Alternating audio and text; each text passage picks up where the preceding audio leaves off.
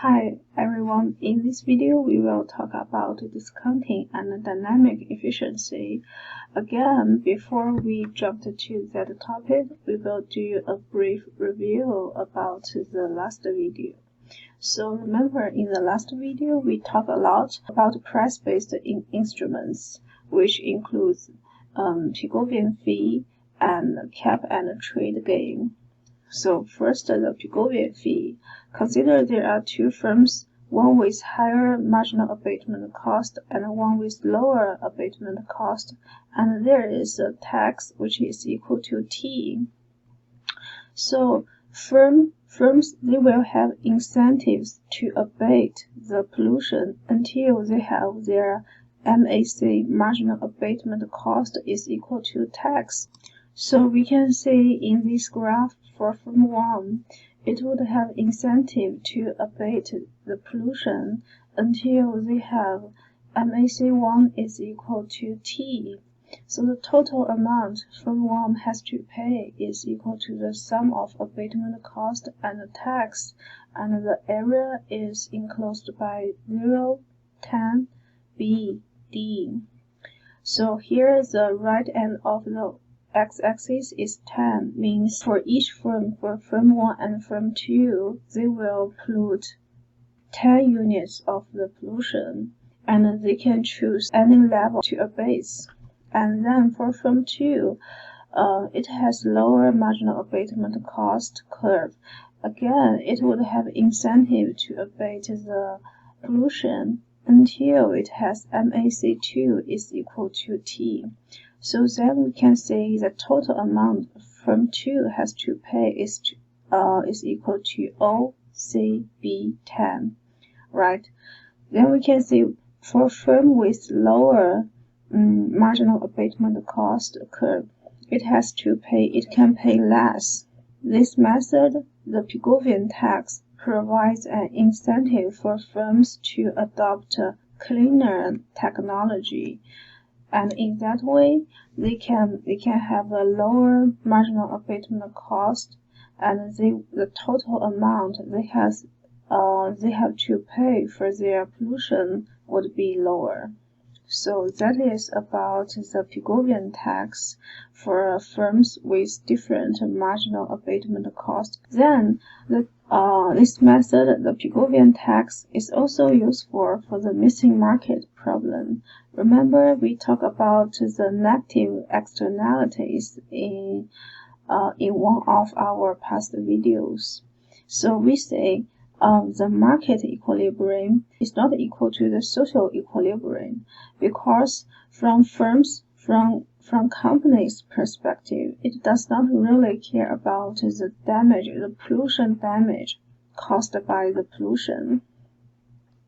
So from the company's perspective, the only equilibrium point is here. But from the society's perspective, the equilibrium will be here, because it has to consider the pollution damage due to the pollution, the marginal damage due to the pollution.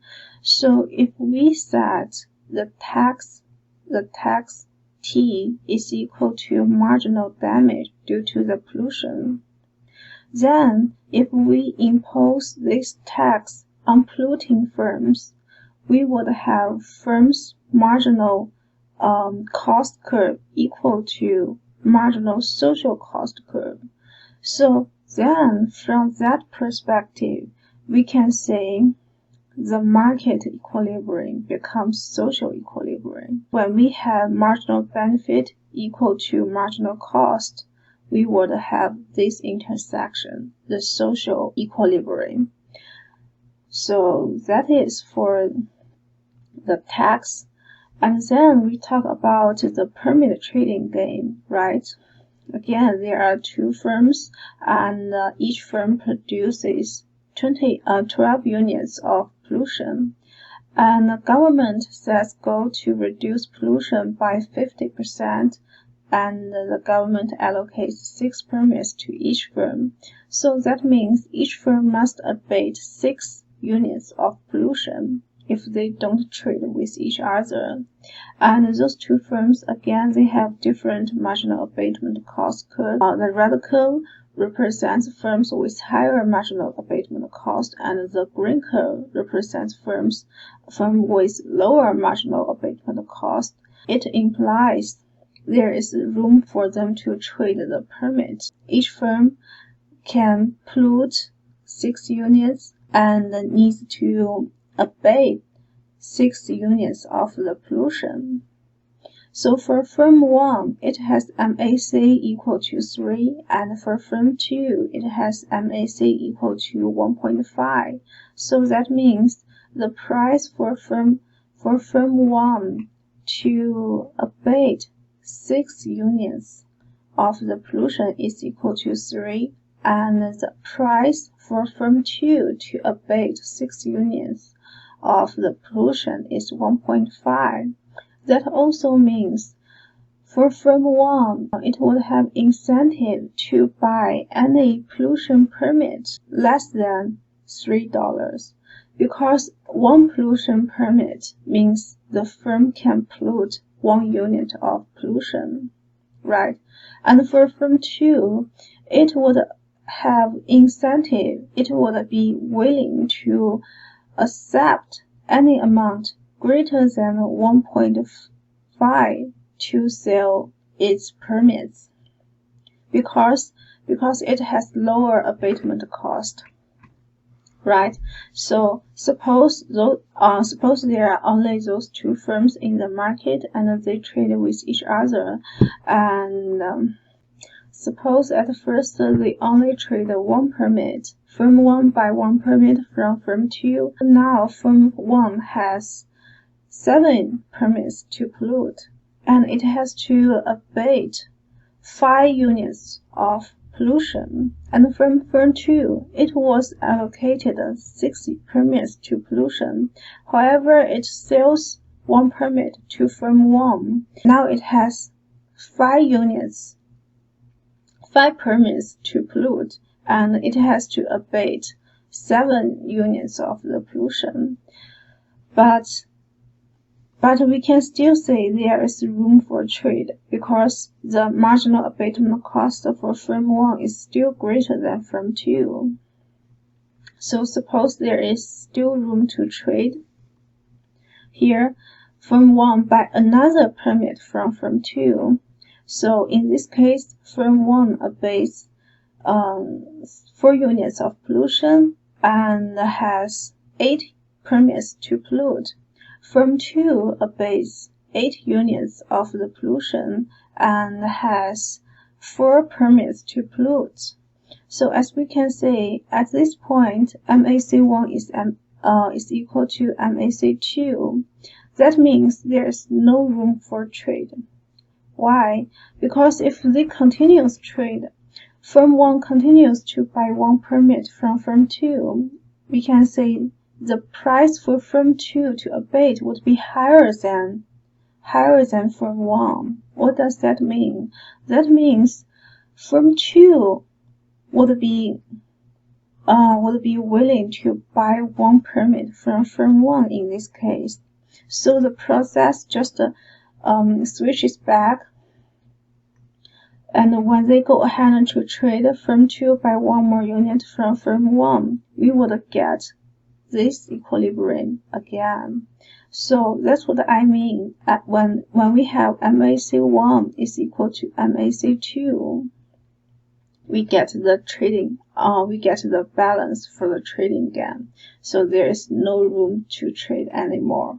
And when we have MAC1 is equal to MAC2, the large gray triangle represents the savings for firm 1, and the little gray triangle represents the saving for firm 2 from trading. So we can say both of these firms can benefit from the trading gain. And see about our mathematical example, how to solve the trading gain mathematically. Suppose there are two firms, Ace and Deuce, Ace with higher marginal abatement cost 4R and Deuce with lower marginal abatement cost 2R. R represents the quantity of abatement, and each firm is allocated 9 permits to pollute. So that means each firm has to abate 9 units of the pollution. So RA, we use RA and RD to represent the quantity for Ace and Deuce to abate.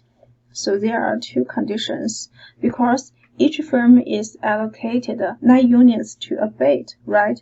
So the total amount they have to abate is equal to 18, because 9 times 2 is equal to 18. So we can say we would have our first condition here. RA plus RD is equal to 18. That means the total amount Ace and Deuce have to abate is equal to 18.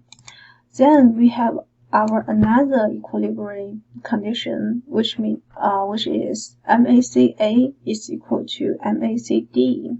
That means when we have MAC for Ace is equal to MAC for Deuce, there is no room for trade anymore. Then we get the equilibrium for this trading game. So given those two conditions, and we have MACA is equal to 4 times RA, MACD is equal to 2 times RD. And when we do little math, we can have RA is equal to 18 minus RD.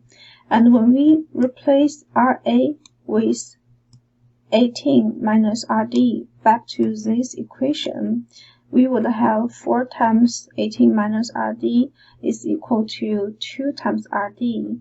Then we would have RD is equal to 12. We replace RD back to either equation.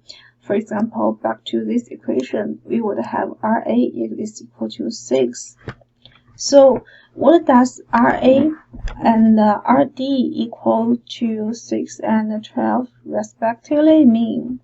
That means RA has to abate 6 units of the pollution, and RD has to abate 12 units of pollution.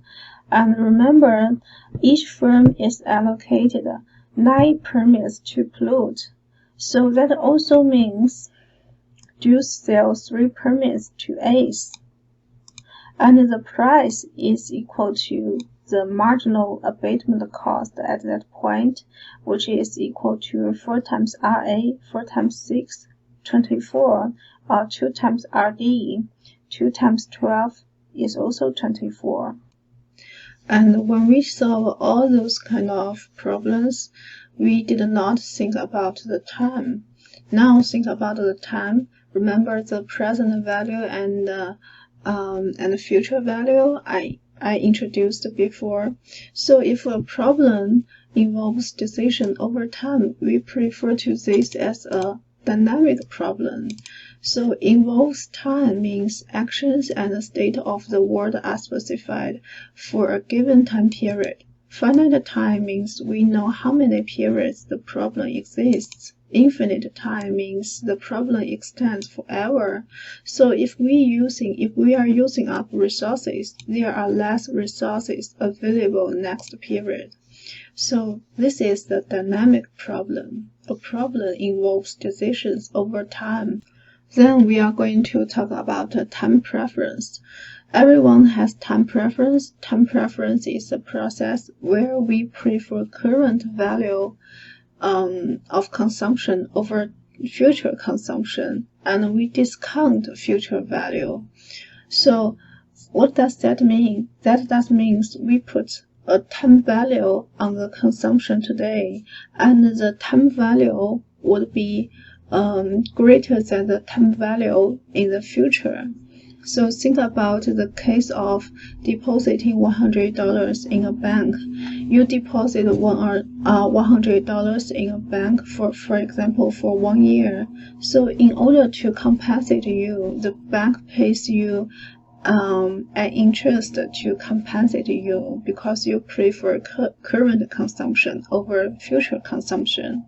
So That's why you may get 100 plus an interest rate in the future. However, for you, the 100 today would be equal to 100 plus the interest in the future. And think about this example. Do you prefer $1,000 next year or $1,100 2 years from now? So to answer this kind of question, you need to know the discount rate. And then you compare $1,000 next year to $1,100 2 years. So similarly, this question, do you prefer $1,000 today or $1,100 next year? So you need to know how much $1,000 today is worth next year. So for example, if $1,000 today is worth $1,200 next year, then if I were you, I would prefer $1,000 today, because $1,200 next year would be greater than $1,100 next year. We cannot compare the exact number from different periods directly, so we need to compare those numbers in the same period. For example, we need to convert $1,100 next year back to the value today, and then we compare that number with $1,000. Or we can convert $1,000 to a certain amount next year. Then we compare that certain amount to $1,100 next year. So that is the key point of this kind of question. We cannot compare those numbers directly. So how to compare numbers from different periods? We talked about two concepts before, the present value and the future value. So remember 2 videos ago, we talked about the present value is the process of converting payments over time into their value today.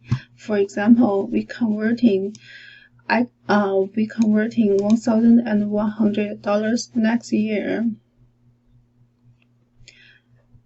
into the value today. So if you took $100 and put it in the bank at an interest rate, the future value after 1 year is equal to 100 times 1 plus R. So here is just an illustration of the present value and the future value. Suppose you have $100 in 2016, and then you deposit it in the bank.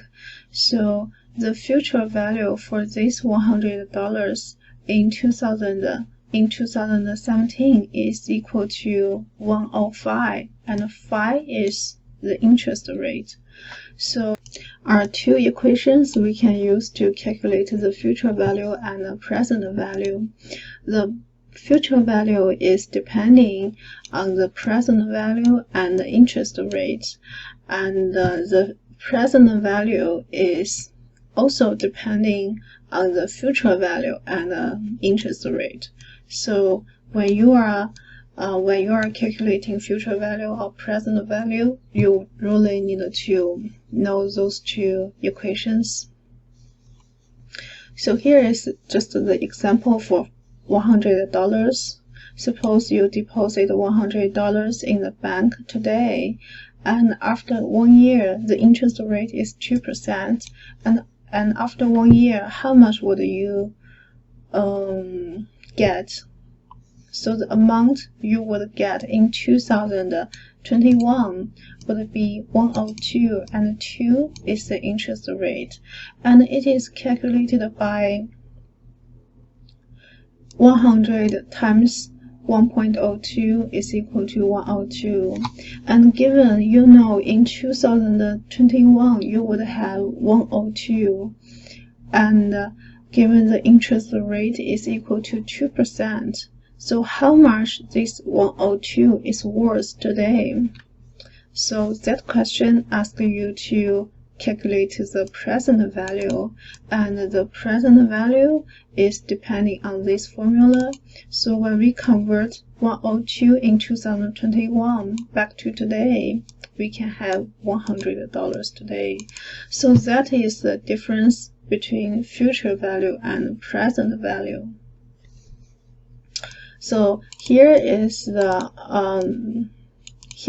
equation we can use if there are several periods. Suppose we receive a one-time benefit Bn after n years with interest rate R. So I want to know how much this Bn is worth today. So the equation we can use to calculate the present value of this Bn is this. And suppose the discount rate, the R, is equal to 5%. And what is the present value of $300 that you will receive after 3 years? So this question means that after 3 years you would receive $300, and there is an interest rate, a discount rate equal to 5%. So what is the present value of this $300 in 3 years? So we just use this equation to calculate the present value of this $300 in 3 years. That is our present value. And suppose the interest rate is 5%, and I want to ask, what is the future value of $300 after 3 years? Then the future value is depending on the present value and the discount rate. So we have present value $300 times 1.05 had 3. And here 3 is our number of periods. So what makes something dynamic? If you are Tom Hanks and if you got stuck on an island, how would you manage the limited resources? So what I do today would affect what I can do in the future. And do you pick up an optimal string of actions for your entire lifetime? So if the resources are not scarce, you just make a series of static decisions and don't really care about the future. So if I were the only human on the earth, and I don't really care about how much I cut down trees, but if there are so many humans, so many people on the earth, we need to think about how much we use resources to, because that would affect how much the next generation can use. And think about this example to better understand this question. You don't like taking the same route to school on 2 days in a row. So there is an option you can use.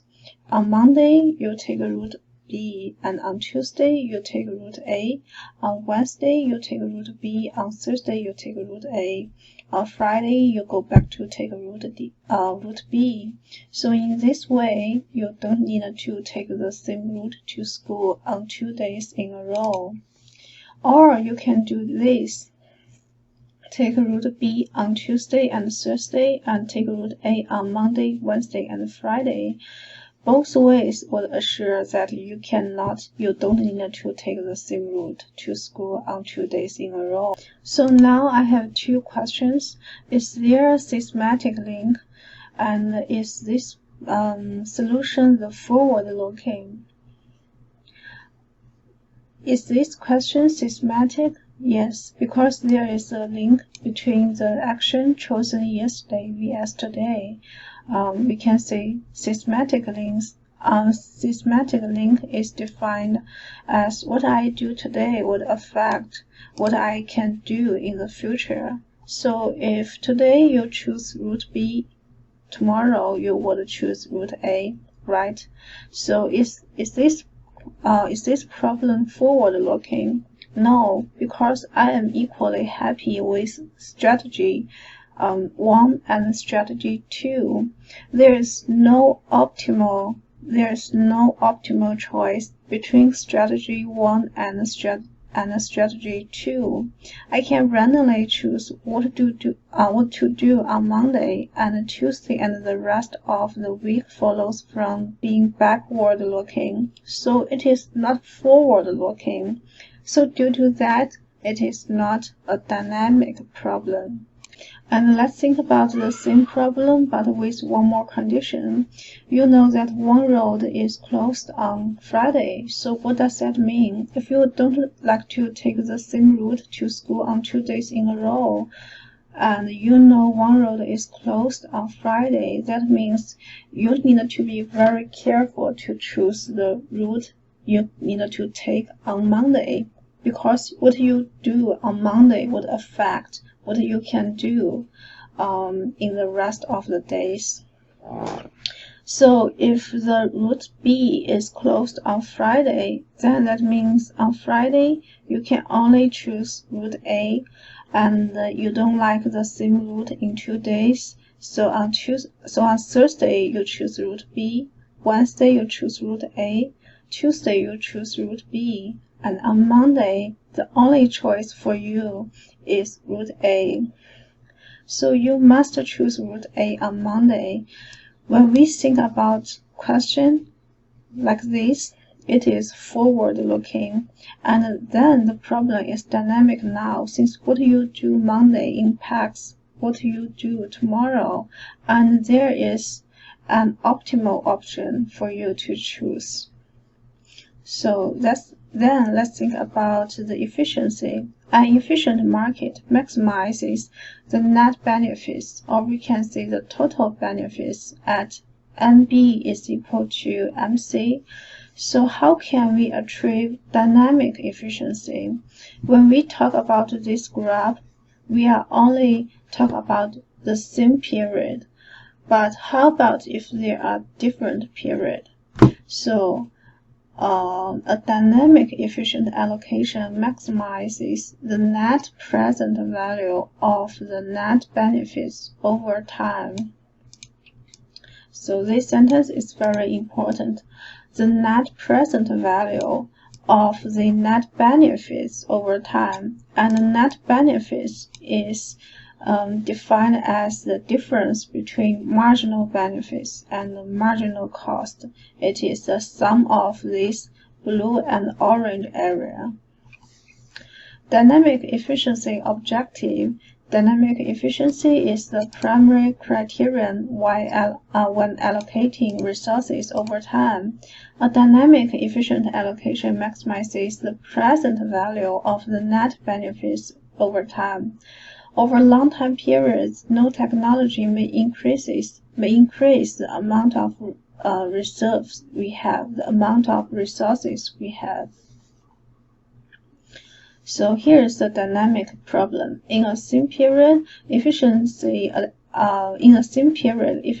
allocation means MB is equal to MC. So that is the only condition we need to consider in a single period. MB is the blue curve and MC is the red curve. And then the total benefits is the area under the marginal benefits curve. The total costs is the area under the marginal cost curve. Then the net benefits in a single period is this green area, the difference between the total benefits and the total costs. Suppose you want to consume 15 units in each period, and suppose there are 2 periods. If the stock is greater than 13, and then there is no problem, you can consume 15 units in each period because the stock is greater than 30. So what do you do if the stock is less than 30? Suppose there are only 20 units of the resource exist, and if the discount rate is 10%, how much would you consume in the first period, and how much would you consume in the second period? Think about this question carefully. There are only 2 units of resource, and you want to consume 15 units in each period. The discount rate is 10%, and how much would you consume in each period? And let's think about the crabs example. If your discount rate is high, and you are more likely to do what? If your discount rate is high, that means you worth today's consumption much more than the consumption in the future. So if you were rational, you would harvest more crabs in the first period, and we need to know the number of crabs is limited. So that's all about this video. In the next video, we will